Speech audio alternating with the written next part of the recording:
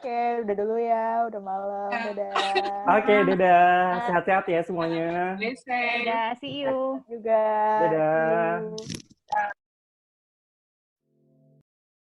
Ever since the COVID-19 pandemic hit the world,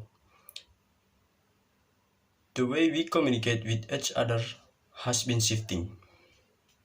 25-year-old Dina Artinovianti has not visited her parents in Garut, West Java for several months now.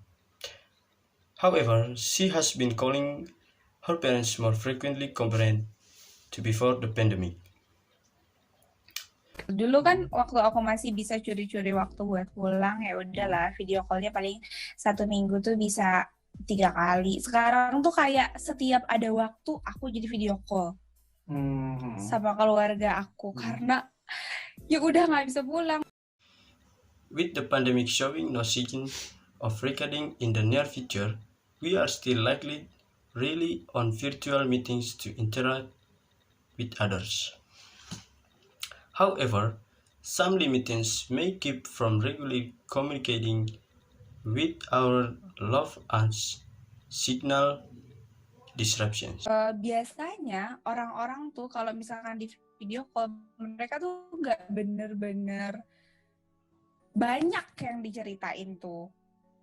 Karena kita juga harus gitu, kita tuh harus adjust waktu kita kan. Misalkan ya udahlah video call ya, ayo gitu kita video call. Tapi kadang-kadang mereka ada interupsi apa. Tapi kalau misalkan ketemu langsung, itu tuh mau nggak mau pasti ya kesannya tuh beda. Mau nggak mau apa yang lebih gimana ya, lebih anget aja gitu loh. Kalau ini tuh cuman sekadar ya udahlah gitu video call, terus diceritain apa aja, kayak cuman highlightnya doang gitu yang mereka cerita. Psikologi baby Jim Aditya is aware of the drawback of virtual meetings. She explained that there was no energy exchange during virtual interactions. Karena dalam pertemuan virtual memang emosi berupa ekspresi terlihat, tapi rasanya kurang gitu ya. Dan dalam komunikasi kan kita tahu bahwa komunikasi itu bukan hanya verbal atau kata-kata. Non-verbal message also play a role in communication is a hand gesture, face expression, tempo, intonation, articulation, and accent. Kalau secara virtual mungkin ada yang terdistorsi ya dari semua tiga itu. Mungkin karena jarak ya, karena mungkin jaringan tidak begitu sempurna sehingga ekspresi itu tidak seluruhnya tertangkap misalnya, atau gesture nggak seluruhnya kelihatan kan. Virtual interaction might cause people to feel more lonely, but baby said it is not so different from face-to-face interaction where we can be lonely too despite being in the middle of a crowd. Kita kumpul-kumpul sama teman kita di warung kopi, ber-6, ber-8, ber-10, tapi masing-masing sibuk sama handphonenya masing-masing.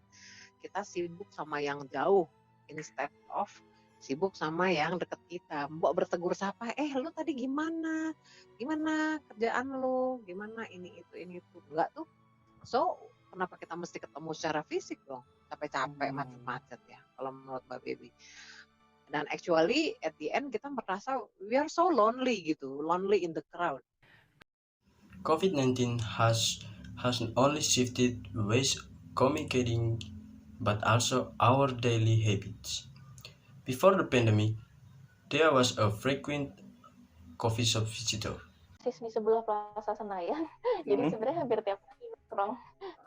Karena sekedar ngopi ke Starbucks atau ke food court atau ke restoran, dan itu juga kadang bosku tuh tipikal orang laid back kan, jadi dia sebenarnya lebih suka ngobrol-ngobrol santai, ngomongin soal kerjaan secara nggak serius, sehingga kita lebih sering makan siang di luar.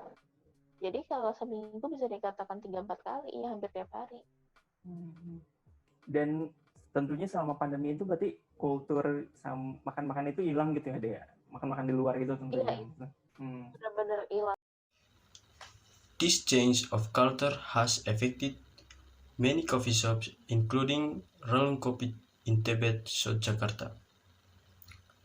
They have suffered a decline in sales because of Jakarta large-scale social reaction PSBB pollution. Waktu adanya peraturan PSBB itu yang tidak boleh terima dine-in itu pengaruhnya sampai penurunan sales-nya sekitar 80%. When Jakarta entered its transitional PSBB phase in early June, customers started returning to Rolong Kopi. The coffee shop now provides outdoor seating to help customers maintain a safe physical distance. Kita tahu kan dengan adanya COVID ini lebih baik berinteraksi itu di ruangan terbuka. Nah, jadi kita juga rajin untuk promo kalau selain kita menerapkan protokol kesehatan, kita juga beberapa foto video kita unggah di media sosial Rolong Kopi. Kalau ini loh beberapa spot di Rolong Kopi yang banyak sirkulasi udaranya, yang banyak ruangan terbukanya, dan ruangannya spesies juga di indoor. Kita kasih lihat foto atau apa yang berjarak, jadi orang mudah-mudahan merasa nyaman, tidak takut untuk datang ke Rolong Kopi, dan kita mastiin orang yang di Rolong Kopi itu harus memakai masker, kita pengecekan suhu tubuh, sanitizer.